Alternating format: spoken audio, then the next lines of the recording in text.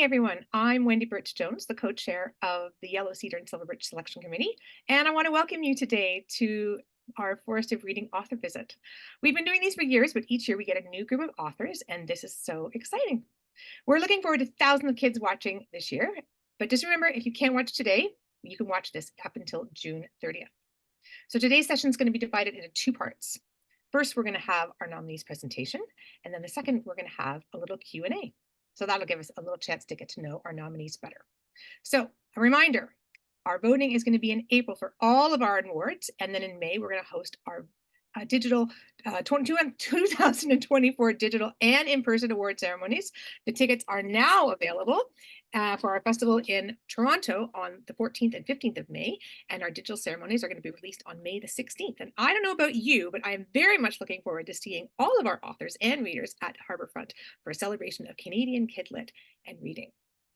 Today, we have with us Rachelle Delaney, author of The Big Sting, nominated for the 2024 Silver Birch Awards. Yay! Rachelle Delaney is the author of 9 novels for young readers, including Alice Fleck's Recipes for Disaster, which a lot of you will know was nominated for one of our Silver Birch Awards last year. The Metro Dogs of Moscow, a CLA Book of the Year Honor Award, and Clara Voyant, a finalist for the Red Cedar Award and Chocolate Lily Award. She was born in Edmonton, Alberta, where the temperatures can dip to a chilly minus 50 degrees Celsius, but she now lives in balmy Vancouver, where the thermometer is almost always above 0 degrees, and where she loves exploring the forests, mountains, and beaches with her family. Welcome, Rachelle. Thank you so much. Yes, normally the temperature is a balmy above 0 in Vancouver. Today we're having a snowstorm, which is very exciting. It is definitely a snow day. Everything is shut down, and we've got almost a foot of snow out there. So it's not typical Vancouver weather. But anyway, hello. I'm Rachelle, like you heard, and I am so excited to be here speaking to you today. So as you know, I write books for young readers. And so today I'm going to tell you a little bit about myself, about the books I write and where I get my ideas. And I'll talk about my newest novel, The Big Sting, which, as you heard, is up for the Silver Birch Award. Super exciting. And I'm going to tell you a little bit about that novel. So I'm going to start by sharing my slides. Let's see.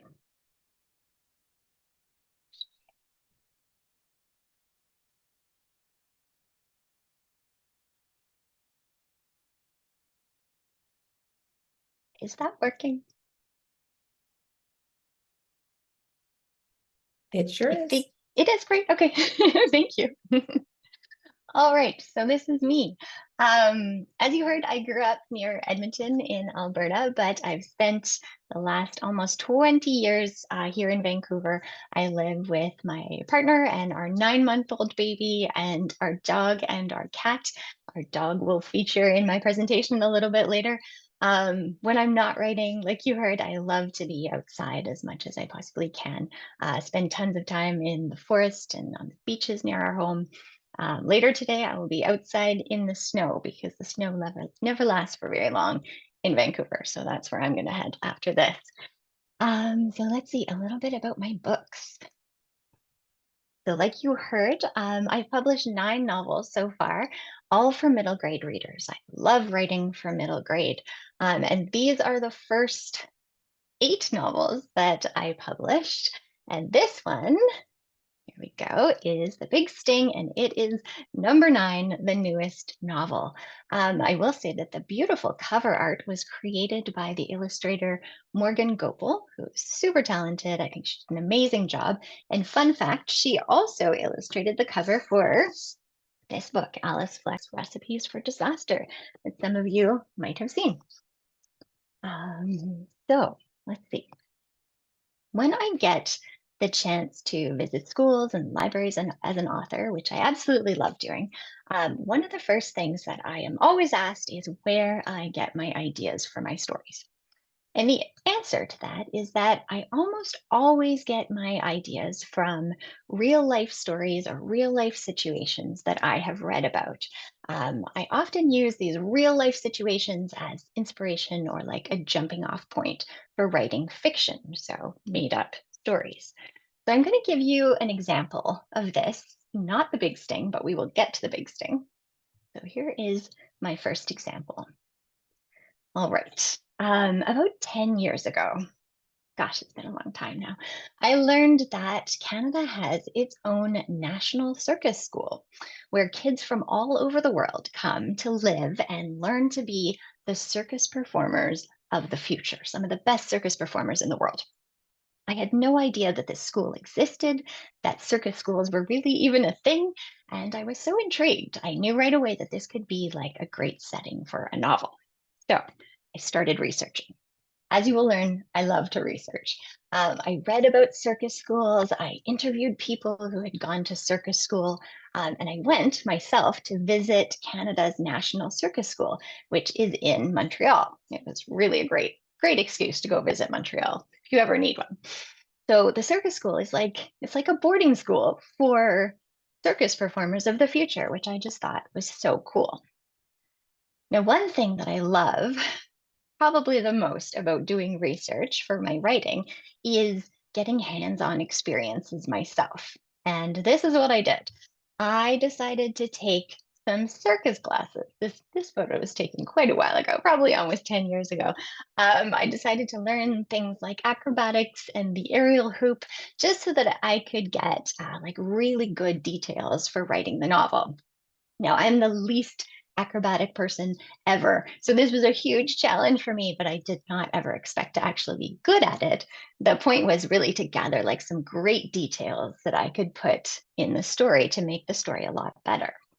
So that real life experience was the inspiration for this book, The Bonaventure Adventures, which is about kids who go to circus school in Montreal. And that was published oh so long ago in 2017, which feels like, oh, another lifetime ago. So that's one example. Now, I'm going to go back here to the big sting because this novel was also inspired by a real life story. But the big sting is a story about a hive heist. And maybe you've heard of hive heists, and maybe not, which is totally fine. I had never heard of hive heists up until about 5 years ago when I came across this story. So you probably, or you might know that the word heist means robbery. So when somebody steals something. So the word hive or the words hive heist mean somebody stealing somebody's bees. I just get such a kick out of this photo. So I got the idea for the big sting from an article, a news article that I read about 5 years ago. And it was the story of a hive heist in California. So a beekeeper woke up one morning to find that his beehives, all 500 of his beehives, had mysteriously vanished in the middle of the night. So I read this and it made me wonder, of course, like, why would anybody steal bees? And not just a few bees, but like tens of thousands of bees just mysteriously vanished. So here's what happened. In the state of California, in the States, there are millions of almond trees. You might know that almonds grow on trees. I don't think it's something that most of us think of when we're eating almonds, but they grow on trees. And there's a lot of them. So the almond trees need a lot, like millions of bees to pollinate the trees so that the almonds grow. And these almond growers pay beekeepers to bring their bees to California every year. So they actually drive them long distances across the country, even down from Canada. So the almond growers can borrow the bees for a few weeks until the trees are pollinated, and then the bees go back home. They're driven back home. They don't just like fly back home. So these thieves were stealing bees like all across the country and driving them to California and then pretending that they own the bees so that they could make some money. So I was fascinated by this idea of like bee crime. I just had no idea it existed. So I went into research mode and I started learning everything I could about hive heists. And I learned that bees get stolen not just in California, but everywhere in the world, including in Canada. I'm going to show you. these are just some of the headlines from news stories that I found through my research. So there were bees getting stolen in the States. There's a beehives getting stolen in Ottawa and in Saskatchewan and in BC. It was happening everywhere, which I thought was just so interesting. Another thing that I realized was that there was a lot of potential for bee puns. People seem to be unable to write about bees without using a lot of puns, which I love. So, for example, take the honey and run in that one article there. I absolutely love it. So, I decided that I wanted to work this idea somehow into a novel. Now, like I said, my favorite part of research um, is really throwing myself into like hands-on experiences. And I really wish that I could now show you a photo of myself dressed up like a beekeeper doing my hands-on research, just like I did with circus school. However, I was writing this during the COVID pandemic, and so I couldn't really go out and meet people in person. It was very disappointing. But I did lots of online research and I was able to interview some beekeepers online and ask them lots of questions. I, of course, read lots of articles and watched videos about bee crime. It's out there, and listened to a lot of podcasts as well. So someday I would like to learn to keep bees, but that day has not come to pass yet. So I was able to do lots of research online. So that was something. So I think I'm going to tell you a little bit now about what this novel is actually about. And I'm going to start with this photo of my dog. Her name is Sparrow. And I think this is kind of funny because Sparrow is actually terrified of bees. She's actually terrified of anything that looks like a bee or might possibly be a bee, like flies and mosquitoes. And she just has a really hard time with bugs. But she is a lovely model, and I always make her pose with my novels. So the big sting. The Big Sting tells the story of an 11-year-old whose name is Leo, and he is from Toronto, possibly like some of you. And in this story, he is visiting his grandpa on the west coast of Canada for the first time. Now, his grandpa lives on one of the Gulf Islands.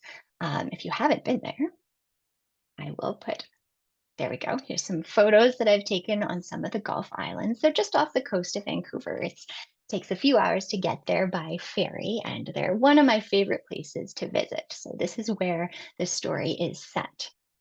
So Leo is on Grandpa's farm with his mom and his dad and his little sister Lizzie. Now, one important thing to know about Leo is that he is not into adventure, but his little sister loves adventure. She lives to take risks. Leo, not a risk taker. Now, Leo's grandmother was a beekeeper, and she has recently passed away. And this has made his grandpa really grumpy, like even grumpier than usual, which is saying something because grandpa is so grumpy. And Leo's kind of afraid of him. So he's really upset when his mom and dad suddenly decide that they are going to go off on their own spa vacation for a few days on a different island. And they're going to leave Leo and Lizzie with his grandpa. Leo is very upset. He does not think that grandpa should be left in charge of him and Lizzie. And he knows because he's the responsible one. It's just going to be up to him to keep them all out of trouble.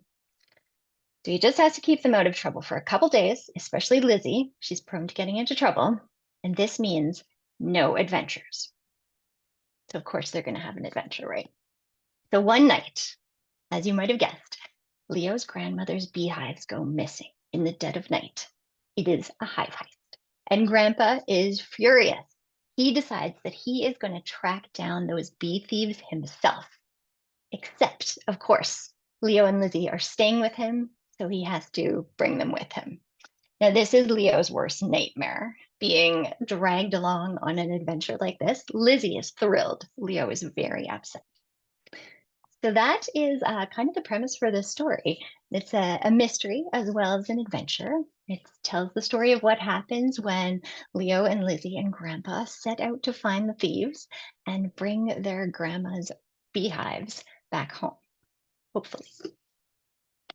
Um, so I thought I'm actually going to stop sharing my screen here. Okay.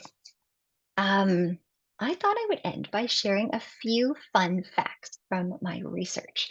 Um, there's always so many fun facts that I find as I'm doing my research, and only a few of them really can make it into the novel. So I always have like so many fun facts that I haven't been able to share. But I'm going to give you my top three fun facts about bees, which just kind of blew my mind.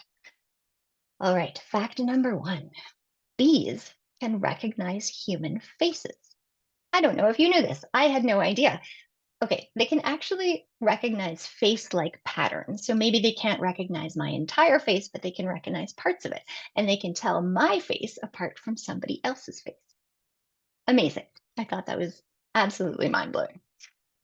Fact number two, bees can smell diseases. You might have heard about this. Bees can actually detect some kinds of cancer through their sense of smell. And also interesting, a bee has an even better sense of smell than a dog. And this one, number three, is my favorite bee fact, I think, favorite bee fact ever. The most expensive honey in the entire world costs, how much do you think it costs?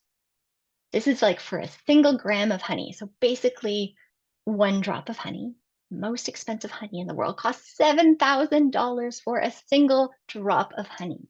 And this is because it's made in a cave that is so deep, it takes a team of mountaineers to harvest it.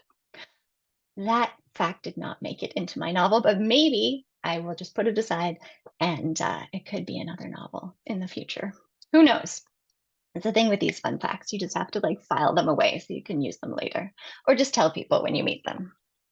They're fun facts about bees. Okay, so that is a little bit about the big sting and the idea behind it, where it came from. I hope that if you've read it, you enjoyed it, and maybe it has inspired you to go out and have a little teeny tiny adventure that Leo would approve of. Yeah, so I wanted to thank you for listening and say a big thank you to the Forest of Reading for everything they do. All right, I will pass it back. Thanks so much. Alrighty. Well, thank you so much, Rochelle. Well, we have a number of questions here, and I'm hoping that you might indulge us. Sounds good. So I'm going to get started. So one of our students has asked us, wants to know whether you think that you, the author, are more like Lizzie or more like Leo. Oh, that's a good question. This is actually something I have pondered myself. I would say I'm a little bit of both because I do love going out and having adventures, but I'm also very concerned about them. So a little bit like Leo in that like I start to think about everything that could possibly go wrong and try to prepare for it. But in the end, I would choose to have an adventure over not having an adventure. So yeah, a little bit of both is what I'm going to say. Fair enough. Fair enough. And another reader wants to know. I know that you mentioned that this book takes place in the Gulf Islands, but they wanted to know specifically if Heron Island is an actual real place.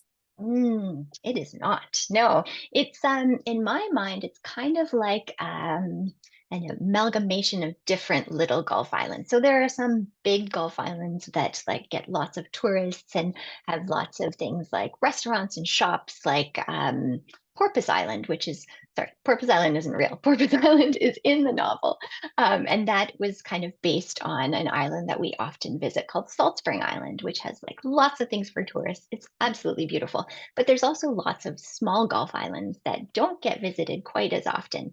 So it was some of those smaller ones that really were the inspiration for Heron Island. But it's not technically a real island. Yeah, very good. And um, if you'll indulge me, I wanted to know personally, uh, if you might let us know who inspired the Bumblers, or as Lizzie says, the Bumbleheads? Oh, that's very funny. I don't know if it was anyone in particular, but my time on the Gulf Islands um, has allowed me to meet some of these senior citizens groups who live on the Gulf Islands. And yeah, there are some quirky characters. And so it wasn't anyone in particular. They were kind of like um, yeah, a bunch of characters that I have met over the last few decades visiting the Gulf Islands. They are, I mean, there's so many great characters in this story, but they are so endearing. And I think the fact that Grandpa has such disdain for them just makes us like them even more. Oh, I've closed the door. There's our bell.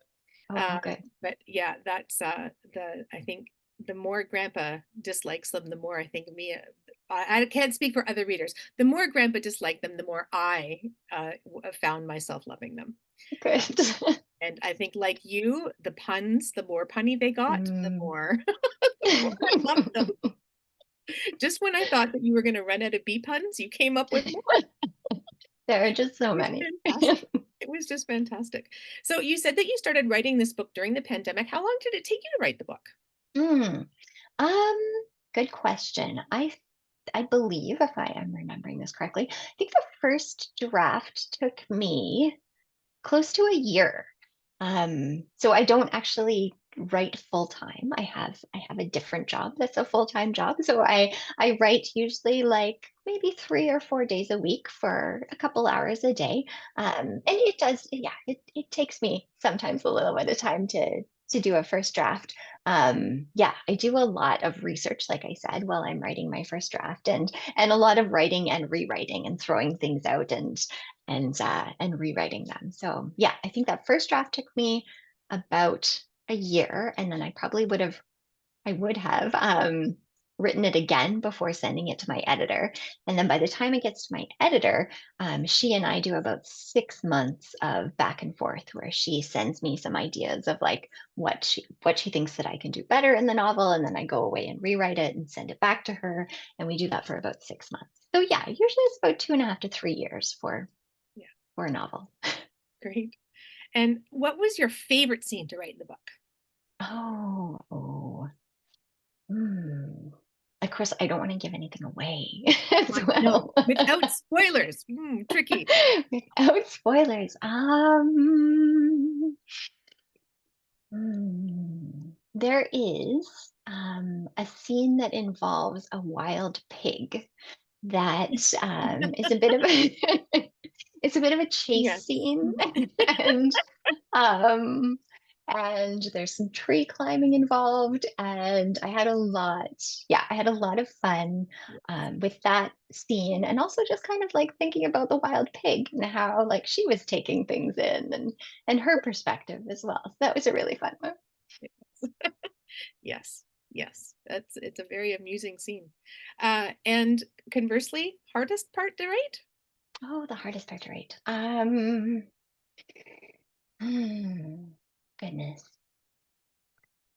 Think it was hard to write about the grandmother, Mhm. because the grandmother has passed away, and she was a character that I knew I knew a lot about, but I could only put so much of her in the novel. I didn't want it to be too much about her, and I didn't want it to be too sad, but at the same time, it was sad. So knowing how much of her to put in and how much to say about her and how much, yeah, knowing how to explain how the characters were processing kind of her passing away was challenging, a good challenge. But yeah, that was a Mm, challenging one.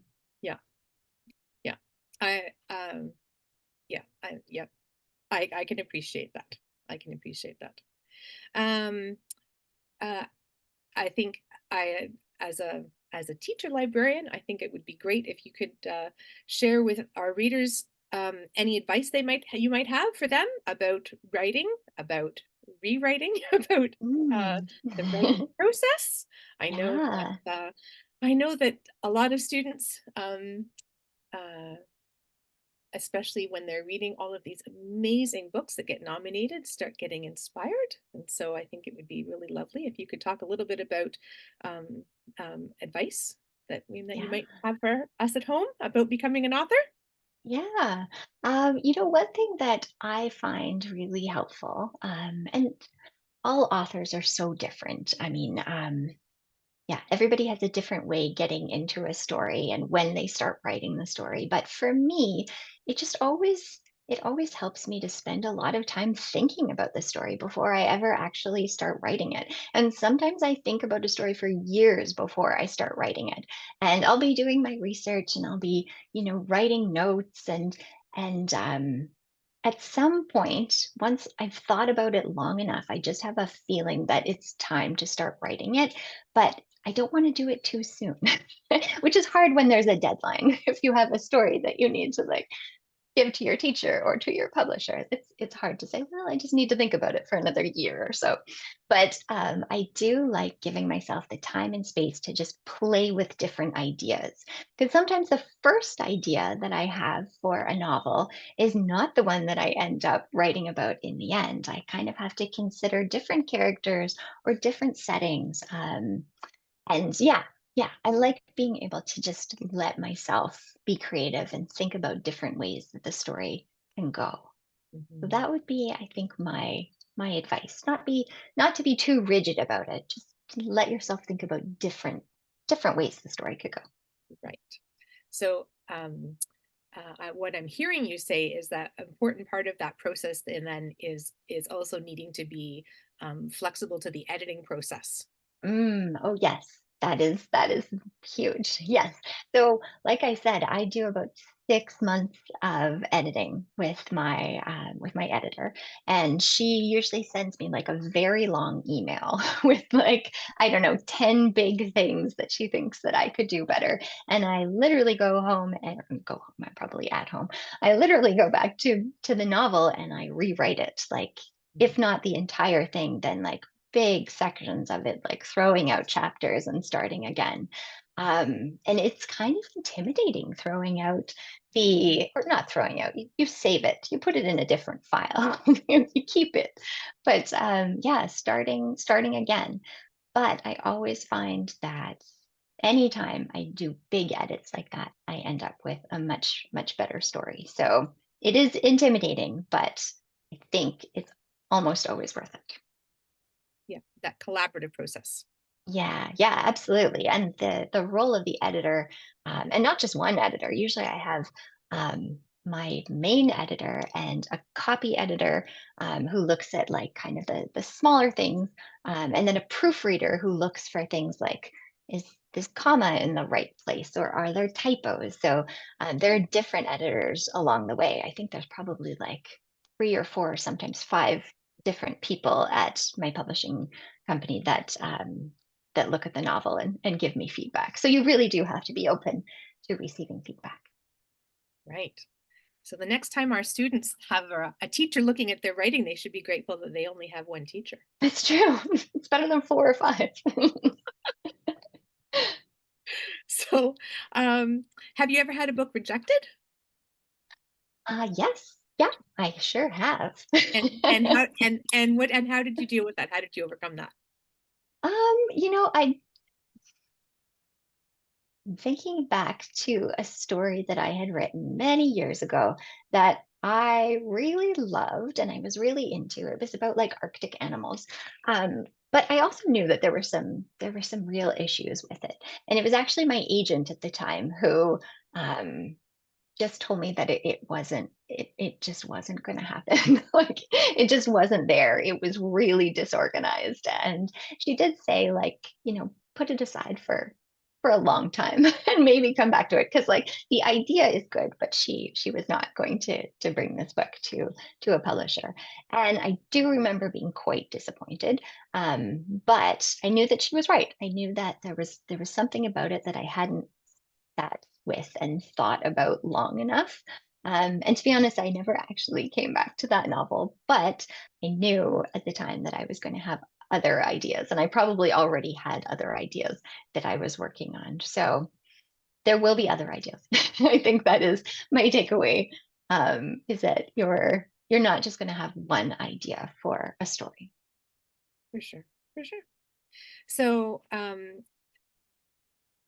what are you currently reading at the moment, other than Um, your own novels and your own? well, with my 9-month-old baby around, I'm reading a lot of board books. Yeah, fair enough. Fair Lots enough. of brown bear, brown bear. What do you see these days? Which is great. Excellent. Absolutely. I know a lot of stories off by heart. Let's see. Oh, I just finished a middle grade novel called The Swifts, which was fantastic. It's a really kooky mystery about this huge family that's at a family reunion. And yeah, I won't say too much about it, but the Swifts, I think it's called The Swifts, A Dictionary of Scoundrels, because each family member is named after a dictionary word. So they all have very strange names. Mm, Yeah, it's a fantastic novel. wow. I will have Yeah. that one up. And of course, from the Forest of Reading, we always want to know who your favorite Canadian authors are. Favorite Canadian author. Well, one local author whose work I really love is Callie George. I mean, I know her well, and it's a small world. And Vicky Van Sickle's work as well. I've been rereading some of her books lately, and they're always really inspiring. So those are just two. I mean, there's so many. For sure. For sure. And your favorite part about being an author? My favorite part about being an author, other than the research that I mentioned, I think talking to readers and yeah, I haven't been able to do that as much as I normally would in the last like year or few years. So yeah, visiting libraries and visiting book clubs and just finding out what readers are reading and what they're thinking about is definitely up there with my favorite part of being an author. For sure. For sure. And if you could do any other job other Oh, than your current J other job, than my other job. what would it be? That is such a good question.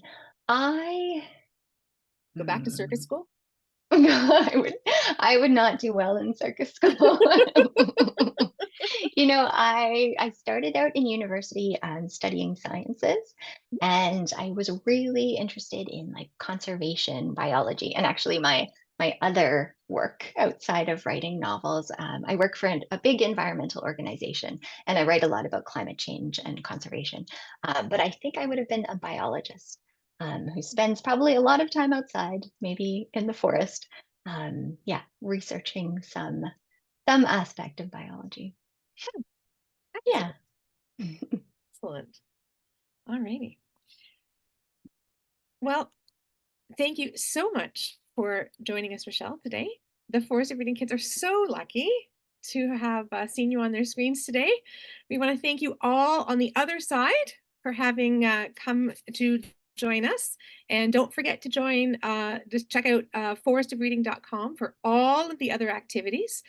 You can, if you are a Forest Perks member, you can log in and see all of the extra activities for the Big Sting that are there. And you can see all of the schedule for the upcoming author visits for Forest Friday. And we keep reading, and we look forward to having you join us for more of our Forest Fridays. Thanks, and have a great day, everyone. Thank you.